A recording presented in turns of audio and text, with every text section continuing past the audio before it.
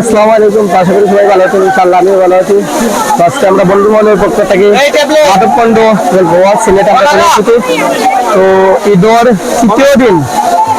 দ্বিতীয় দিন long journey করে 5-4 ঘন্টা লং জার্নি করে আমরা এই মাধবকুণ্ড গোয়া দুজনরা দেশে আমরা দেখতে এসেছি।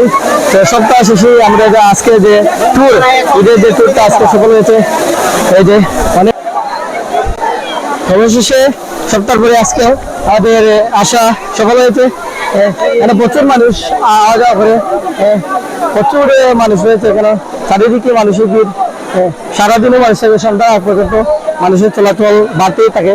সন্ধ্যা পরে 100 মানুষের ভিড় কমে এবং কি অনেক সুন্দর প্রাকৃতিক দৃশ্যটা, মনোমুগ্ধকর পরিবেশ, সবসময় মানুষ থাকে।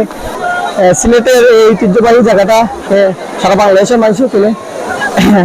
আপনারা সবাই আসবেন, সবাইকে খুদাহাফেজ, ঈদ মোবারক।